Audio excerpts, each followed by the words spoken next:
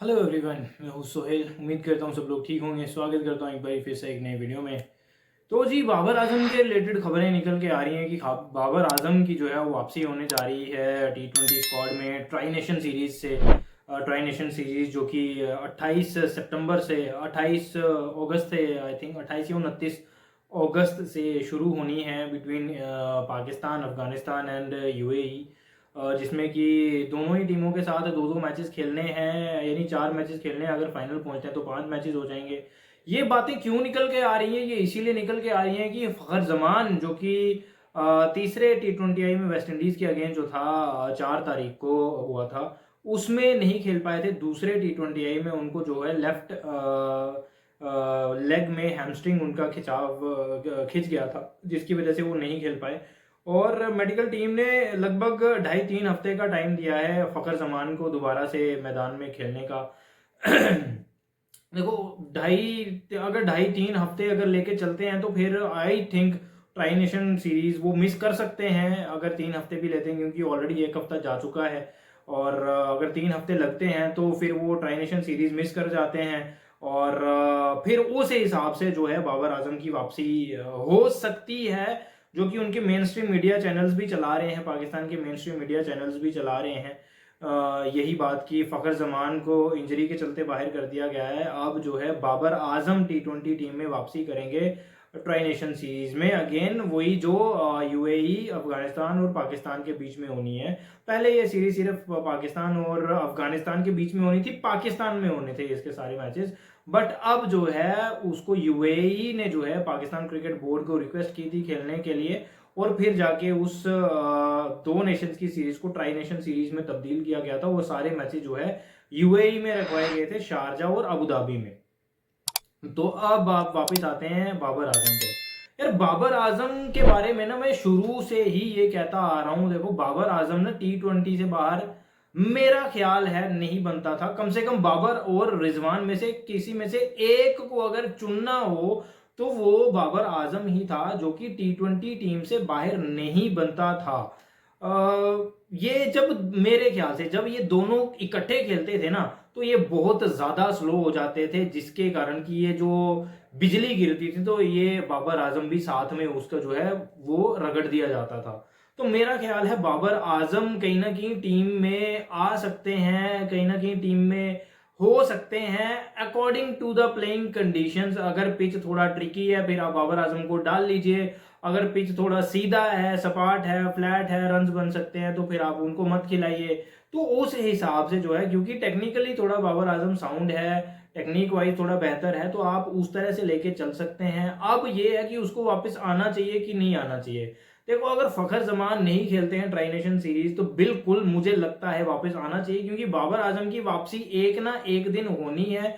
वो बाहर क्यों हुआ है उसको पता है, वो बाहर क्यों हुआ है वो सब ने, मीडिया ने, मेन स्ट्रीम मीडिया ने, सोशल मीडिया ने, कोचेज ने, जो है वो सब, सलमान अली आगा ने भी इनडायरेक्टली ये कह दिया था कि जो बाहर हुए हैं टीम से उनको पता है उनको क्यों बाहर किया गया है, और वापस आने का रास्ता भी उनको बताया गया है।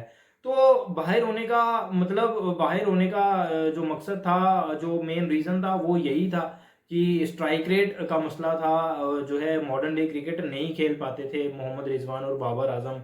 तो बाबर आजम कभी कभार बीच में खेल लेते थे।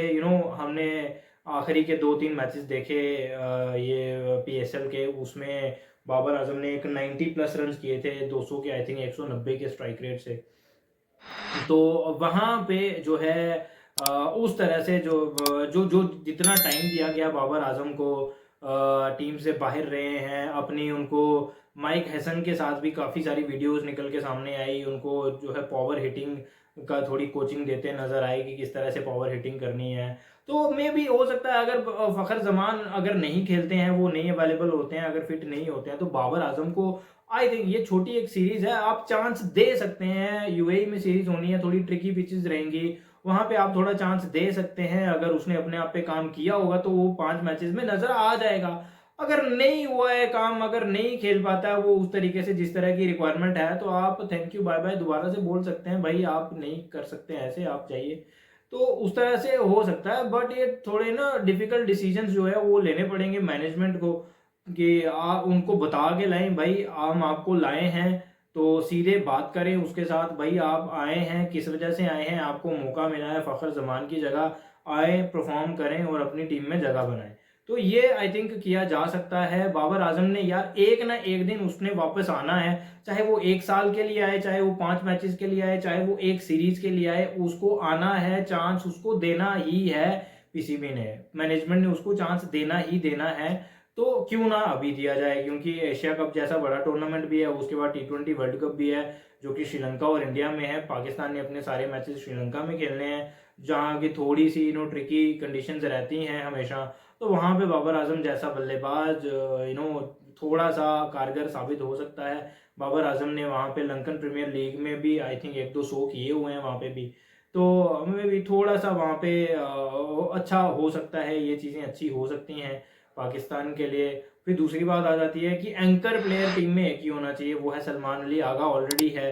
तो दूसरा प्लेयर अगर आप ले आते हैं बाबर आजम के रूप में, तो फिर 2 एंकर प्लेयर हो जाएंगे। बाकी वो मैं बात करता हूँ, उस बात का भी मेरे पास तोड़ है, क्योंकि सलमान अली आगा के अंदर कप्तानी के वो स्किल्स मैंने देखे हैं, जहां पे वो फिट नहीं होता ना बैटिंग के लिए, वहां पे वो अपने आप को पीछे कर देता है बिल्कुल। हमने ये बांग्लादेश के अगेंस्ट भी देखा, हमने वेस्ट इंडीज के अगेंस्ट भी देखा, हमने बांग्लादेश की इनकी जो घर वाली सीरीज थी पाकिस्तान के अंदर जो हुई थी उसमें भी देखा कि सलमान अली आगा अपने आप को डिमोट करते गए बैटिंग ऑर्डर में अकॉर्डिंग टू द सिचुएशन। तो वो चीज़ वहाँ पे हो सकती है, वो वहाँ पे हो सकता है बैटिंग ऑर्डर के हिसाब से थोड़ा ऊपर नीचे चीज़ें चल सकती हैं।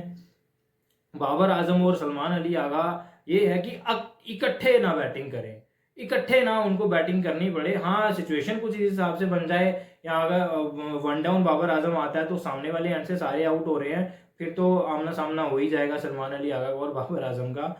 वो एक डिफरेंट चीज़ है।